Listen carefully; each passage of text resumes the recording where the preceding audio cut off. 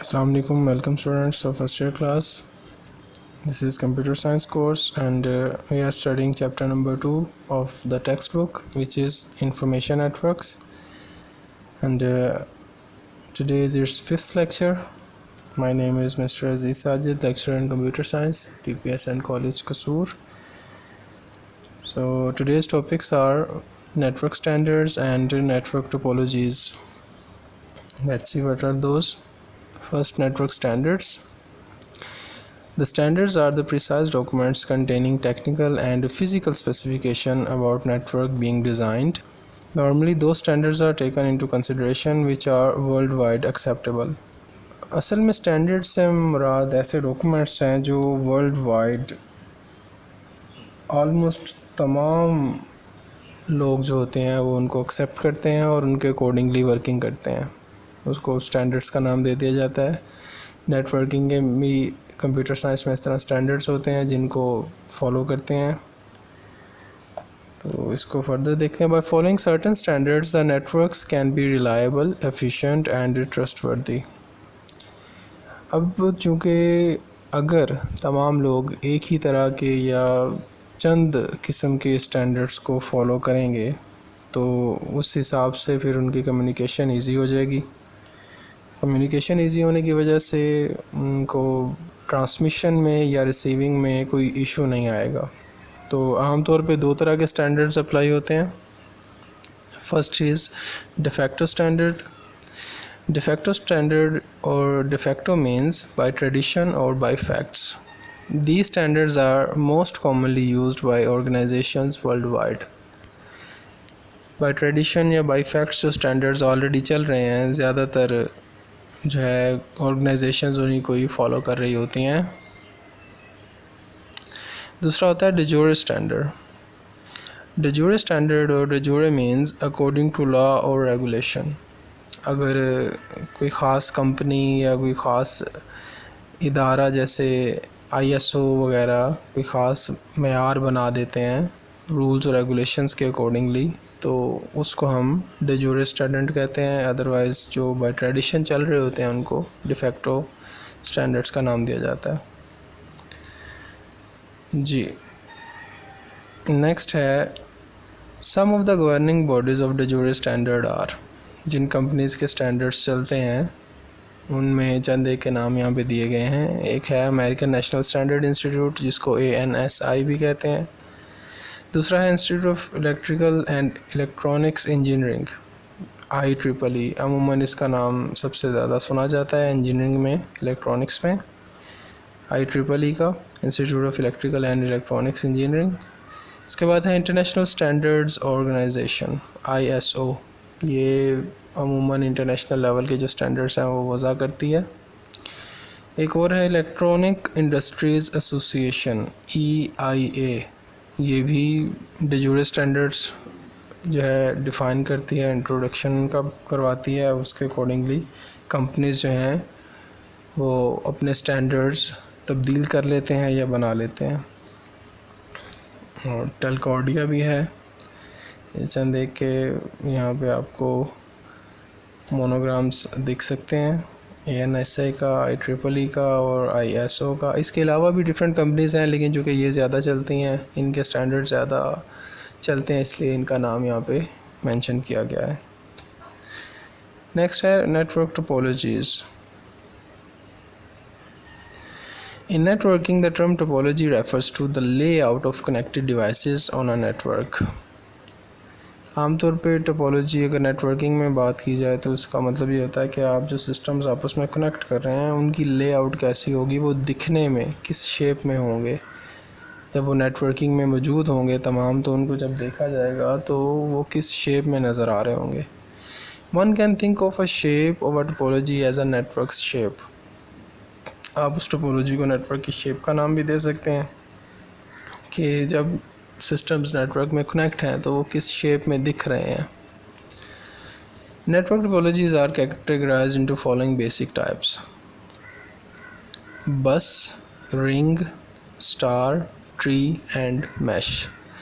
ये basic types हैं topologies की. Bus topology, ring topology, star, tree and mesh. इसके अलावा अगर आप इनमें से दो या दो से ज़्यादा टोपोलॉजीज़ को मिक्स करके नेटवर्किंग को सहूलत के मुताबिक बनाना चाहें तो उस तरह भी नेटवर्किंग हो सकती है। More complex networks can be built as a hybrid of two or more of these basic topologies। जैसे मैंने आपको भी बताया कि अगर आपने ज़्यादा complex नेटवर्किंग करनी है जिसमें आपको लग रहा है कि एक से ज़्यादा टोपोलॉजीज़ आपको यूज़ करनी पड़ेंगी, ऐसी सूरत में आप दो या दो से ज़्यादा टोपोलॉजीज़ को मिक्स करके हाइब्रिड भी बना सकते हैं। ये इसमें कुछ शेप दिखाई गई हैं। पहली बस टोपोलॉजी है। अगर आप इसमें देखें तो इसमें एक सेंट्रल केबल है और उसके साथ ये जो आपको बॉल्स नज़र आ रहे हैं ये असल में नोड्स बनाए गए हैं, कंप्यूटर्स अटैच किए गए हैं। तो इसमें अगर आप देखें तो एक सेंट्रल रूट होता है, इस वजह से इसको बस का नाम दिया गया है। इसके साथ स्टार टोपोलॉजी अगर आप देखें तो एक सेंट्रल डिवाइस दरमियान में लगी है, बाकी कंप्यूटर्स उसके साथ कनेक्टेड हैं, इसलिए इसको स्टार टोपोलॉजी का नाम दिया जाता है। इसके बाद रिंग टोपोलॉजी अगर आप देखें तो उसमें एक कंप्यूटर्स आपस में कनेक्ट होकर रिंग फॉर्म करते हैं, इसलिए इसको रिंग टोपोलॉजी का नाम देते हैं। इसके साथ मैश टोपोलॉजी, इसमें तमाम सिस्टम्स एक दूसरे के साथ एक वे से भी कनेक्ट होते हैं और इनडायरेक्टली भी कनेक्ट हुए होते हैं, तो इसलिए इसको मैश का नाम देते हैं। ट्री टोपोलॉजी में आप स्टार टोपोलॉजी को बस टोपोलॉजी के ज़रिए, दो या दो से ज़्यादा स्टार टोपोलॉजीज़ को जब आप बस के ज़रिए आपस में कनेक्ट कर देते हैं तो वो ट्री टोपोलॉजी बन जाती है। नेक्स्ट हाइब्रिड है। हाइब्रिड में अगर आप देखें तो उसमें आपको स्टार टोपोलॉजी भी दिखाई देगी, मैश टोपोलॉजी भी और बस टोपोलॉजी भी, उनको मिक्स किया हुआ है हाइब्रिड बनाने के लिए। जी, पहले है bus topology. Bus networks use a common backbone to connect all devices. जैसे मैंने आपको भी बताया, बस टोपोलॉजी में एक सेंट्रल वे होता है, सेंट्रल रूट होता है जिसके साथ तमाम कंप्यूटर्स कनेक्ट होते हैं। तो वही बताया हुआ है कि एक कॉमन बैकबोन होती है जिसके ज़रिए बाकी डिवाइसेस को कनेक्ट किया जाता है। A single cable, the backbone functions as a shared communication medium that devices attach or tap into with an interface connect। एक सिंगल केबल होती है जिसको हम बैकबोन का नाम दे रहे हैं और वो शेयर्ड कम्युनिकेशन मीडियम होता है और तमाम डिवाइसेस उसके साथ कनेक्ट हुई होती हैं। A device wanting to communicate with another device on the network broadcasts message onto the wire that all other devices see, but only the intended recipient actually accepts and processes the message। अब चूँकि shared communication medium है, एक single wire है, bus route बना हुआ है जिस पे तमाम कंप्यूटर्स कनेक्टेड हैं, तो जो मैसेज अगर एक सिस्टम सेंड करता है तो वो तमाम सिस्टम्स उसको लिसन कर सकते हैं, सुन सकते हैं, लेकिन उसको डीकोड करना, रिसीव करना और उसका रिस्पॉन्स करना सिर्फ वो सिस्टम करेगा जिसको एक्चुअली वो मैसेज सेंड किया गया है। आईपी एड्रेसेस होते हैं, पोर्ट्स होती हैं, तो उनके अकॉर्डिंगली जिस सिस्टम के लिए वो एक्चुअल मैसेज होता है वो उसको रिसीव करके, लिसन करके, रिसीव करके उसको रिस्पॉन्स भी कर सकता है, प्रोसेस भी कर सकता है। Ethernet bus topologies are relatively easy to install and do not require much cabling as compared to the alternatives। अब चूँकि ये ईथरनेट टोपोलॉजी है, इसमें एक सेंट्रल वायर चल रही होती है, इसी के साथ तमाम कंप्यूटर्स अटैच हो रहे होते हैं, तो इसलिए ये इनको इंस्टॉल करना आसान होता है और इसमें बाकी टोपोलॉजीज़ की निस्बत जो है वो केबलिंग भी कंपैरेटिवली कम यूज़ हो रही होती है। Bus networks work better with a limited number of devices. In addition, if the backbone cable fails, the entire network becomes unusable। अब इसमें ये दो ड्रॉबैक्स बताए गए हैं। एक तो ये कि अगर आप बस नेटवर्क यूज़ कर रहे हैं तो ये ज़्यादा बेहतर काम करती है अगर आप नंबर ऑफ़ डिवाइसेस उसमें कम रखें, डिवाइसेस अगर उसमें कम अटैच करें। और दूसरा, अगर चूँकि सेंट्रल वायर एक ही होती है, बस के लिए रूट एक ही होता है, मेन शेयर्ड केबल एक ही होती है, अगर वो फेल हो जाए तो पूरा नेटवर्क जो है अनयूजेबल हो जाता है, पूरा नेटवर्क इस्तेमाल नहीं हो सकता। जी, नेक्स्ट है CSMA/CD, carrier sense multiple access collision detection. CSMA/CD is a local area network access method in which contention between two or more stations is resolved by collision detection. अगर दो स्टेशंस के दरमियान दो स्टेशंस के दरमियान transmission में कोई issue आ गया है तो उसको हम CSMA-CD के ज़रिए उसको रिजॉल्व कर सकते हैं कोलिजन डिटेक्शन के ज़रिए. When two stations transmit at the same time, they both stop and signal a collision has occurred. अब कोलिजन डिटेक्शन किस लिए इस्तेमाल होती है? अगर दो सिस्टम्स एक ही वक्त में मैसेज सेंड कर दें एट द सेम टाइम. ऐसा बहुत कम होता है, लेकिन अगर ऐसा हो जाए तो ऐसी सूरत में CSMA-CD वर्क करता है, कोलिजन डिटेक्शन का प्रोसेस वर्क करता है, जो कि एक सिग्नल सेंड करता है, ट्रांसमिट करता है, जो बताता है कि कोलिजन अकर हुई है. Each then tries again after waiting a predetermined time period. उसके बाद जो सिस्टम होते हैं वो एक डिटर्मिन्ड पहले से बताए गए टाइम पीरियड के मुताबिक वेट करते हैं और उसके बाद दोबारा ट्रांसमिशन सेंड करने की कोशिश करते हैं. To avoid another collision the stations involved choose a random time interval to schedule transmissions of collided frame. अब ताकि दोबारा ट्रांसमिशन में कोलिजन ना हो, इसलिए जो सिस्टम्स होते हैं वो टाइम चूज़ करते हैं रैंडमली. सेम टाइम चूज़ नहीं करते, क्योंकि सेम टाइम चूज़ करने पे वो कोलिजन दोबारा आकर होने का अंदेशा होता है, इसलिए रैंडम टाइम चूज़ किया जाता है. और वो रैंडम टाइम उस फ्रेम के लिए होता है जो फ्रेम कोलाइड किए गए हैं, जो फ्रेम कोलिजन में आ गए हैं, उनके लिए स्टैंडर्ड जो है ये है कि रैंडम टाइम चूज़ किया जाए, उसके मुताबिक उनको दोबारा से ट्रांसफ़र किया जाए. To make sure that the collision is recognised, Ethernet requires that a station must continue transmitting until 50 microsecond period is ended. Ethernet जो है ये क्लियर करने के लिए कि कोलिजन हुई है या नहीं, रिक्वायर करता है कि हर स्टेशन जो है 50 माइक्रोसेकंड के टाइम पीरियड तक जो है ट्रांसमिशन करता रहे, और 50 माइक्रोसेकंड तक जो है ट्रांसमिशन एंड होनी चाहिए. If the station has less than 64 byte of data to send, then it must put the data by adding zeros at the end. अब चूँकि 64 बाइट डेटा अगर सेंड करना है सिस्टम ने या स्टेशन ने, वो 50 माइक्रोसेकंड से पहले सेंड हो जाएगा, तो ऐसी सूरत में जो है वो ईथरनेट जो है उसको कंसिडर करेगा कि इसमें कोलिजन हुई है. और अगर इस प्रोसेस से बचना हो तो इसका जो स्टेशन के लिए वर्क है वो ये है कि वो मैसेज के साथ या फ्रेम के साथ बाकी ज़ीरोज़ ऐड कर दे, ताकि डेटा इतना हो जाए जो 50 माइक्रोसेकंड तक ट्रांसमिट होता रहे. ऐसी सूरत में जो ईथरनेट है वो उसको कोलिजन डिटेक्शन में कंसिडर नहीं करेगा. नेटवर्क टोपोलॉजीज़ अभी चल रही हैं. अभी हमने देखा CSMA-CD, अब है CSMA-CS, carrier sense multiple access carrier sense. A node listens to the bus for predetermined amount of time before transmitting and waits until the talking node has completed transmission. अब इसमें ये होता है कि अगर नोड ने मैसेज सेंड करना है, किसी सिस्टम ने मैसेज सेंड करना है, तो वो पहले बस को लिसन करता है एक प्री डिटर्मिन्ड टाइम तक, और अगर उस दौरान बस या मेन शेयर्ड केबल फ्री नहीं होती तो वो वेट करता है जब तक जो नोड उस वक़्त उसमें कम्युनिकेट कर रहा है या टॉक कर रहा है वो अपनी ट्रांसमिशन कंप्लीट कर ले. उसके बाद जो है नेक्स्ट नोड जो है अपनी ट्रांसमिशन स्टार्ट करेगा. ये होता है CSMA-CS में. और तीसरा होता है CSMA-CR, ये होता है collision resolution. It allows multiple devices to talk at once. A protocol determines which device receives priority.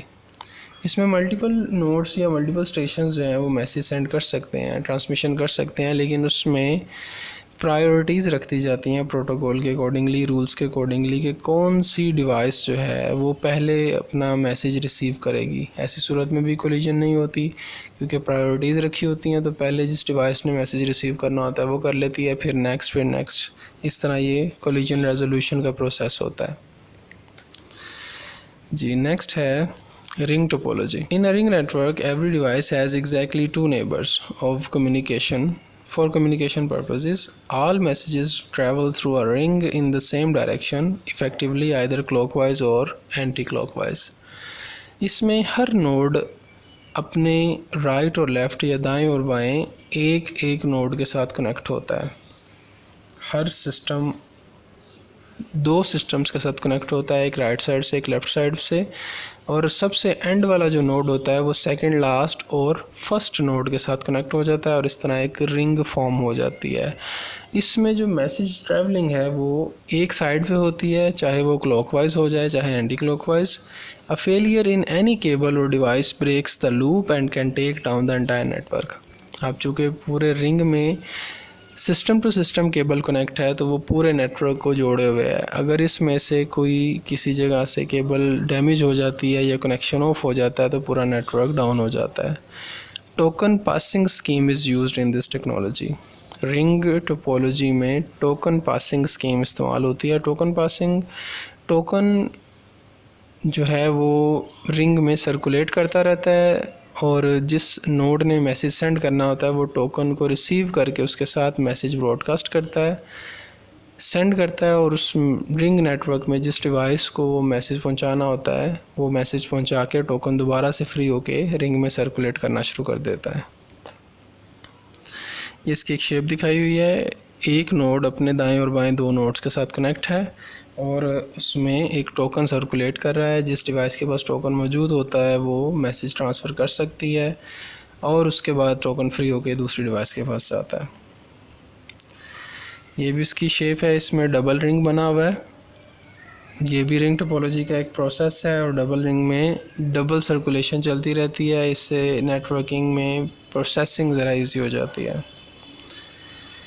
ये भी रिंग नेटवर्क है। अब एक सिस्टम जो है वो अगर आप इसमें देखें तो ये रिंग टाइप यूज़ करके इसमें सर्वर और क्लाइंट कनेक्ट किए गए हैं, लेकिन इसमें फिर जो है एक सेंट्रल सिस्टम है जो बाकियों की पावर या बाकियों की जो वर्किंग और प्रोसेसिंग है वो कंट्रोल कर रहा है। तो इसको हम प्योर रिंग नहीं कह सकते, इसमें क्लाइंट सर्वर नेटवर्क साथ इस्तेमाल हो रहा है। जी नेक्स्ट है star topology. Many home networks use star topology. A star network features a central connection point called a hub that may be an actual hub or a switch. आमतौर पे घरों वगैरह में जो टोपोलॉजी इस्तेमाल की जाती है वो स्टार टोपोलॉजी होती है और इसमें एक सेंट्रल कनेक्शन पॉइंट होता है जिसको हम हब या स्विच कहते हैं। Devices typically connect to the hub with unshielded twisted pair UTP Ethernet cable. Compared to the bus topology, a star network generally requires more cable, but a failure in any star network cable will only take down one computer's network access and not the entire LAN. चूँकि बस में क्या होता था, एक shared cable होती है, अगर वो शेयर्ड केबल डैमेज हो गई है तो पूरा नेटवर्क डाउन हो गया है। लेकिन स्टार टोपोलॉजी में ऐसा नहीं होता। इसमें केबल ज़्यादा इस्तेमाल हो जाती है, लेकिन अगर किसी एक डिवाइस की केबल ख़राब हो जाए तो सिर्फ वो सिस्टम उससे डाउन होता है, बाकी सारा नेटवर्क चलता रहता है। If the hub fails however the entire network also fails. लेकिन अगर सेंट्रल पॉइंट यानी कि हब या स्विच फेल हो जाता है वर्किंग में तो पूरा नेटवर्क फिर डाउन हो जाएगा। ये इसकी शेप दिखाई गई है। सेंटर में एक हब लगाई गई है और उसके साथ सिस्टम्स कनेक्ट हैं, उनकी वायर सेपरेट है। अगर किसी सिस्टम की वायर डैमेज हो जाती है या फेल हो जाता है तो पूरा नेटवर्क डैमेज नहीं होता, वो चलता रहता है। ये भी देख लें, ये सेंटर में हब पड़ी है और उसके पास सिस्टम्स पड़े हुए हैं। अब अगर आप ये देखें तो स्टार टोपोलॉजी में नेटवर्क का शेप स्टार में दिखना ज़रूरी नहीं है। आपको ये पता होना चाहिए कि इसमें एक सेंट्रल पॉइंट है जहाँ से डेटा ट्रांसफ़र किया जा रहा है। सेंट्रल हब या स्विच लगा हुआ है जहाँ से डेटा ट्रांसफ़र हो रहा है और वहीं से टोटल ट्रांसमिशन कंट्रोल हो रही है। इसका एक्चुअल स्टार शेप में होना ज़रूरी नहीं है, इसका एक सेंट्रल हब या स्विच होना ज़रूरी है। जैसे ये देखें, अब इसमें हब एक ऊपर की तरफ पड़ी है, नीचे सिस्टम्स पड़े हुए हैं, लेकिन ये भी स्टार टोपोलॉजी ही काउंट होगी क्योंकि ये सेंट्रल हब के ज़रिए कनेक्टेड है और सेंट्रल हब से total transmission incoming and outgoing हो रही है। जी स्टूडेंट्स, आज के लिए इतना ही है। इन टोपोलॉजीज़ के मतलब अगर आपने कुछ पूछना है तो आपको व्हाट्सअप नंबर अवेलेबल है, आप टेक्स्ट कर सकते हैं। और बाकी टोपोलॉजीज़ के मतलब हम नेक्स्ट लेक्चर में इंशाल्लाह पढ़ेंगे। गुड लक, अल्लाह हाफिज़।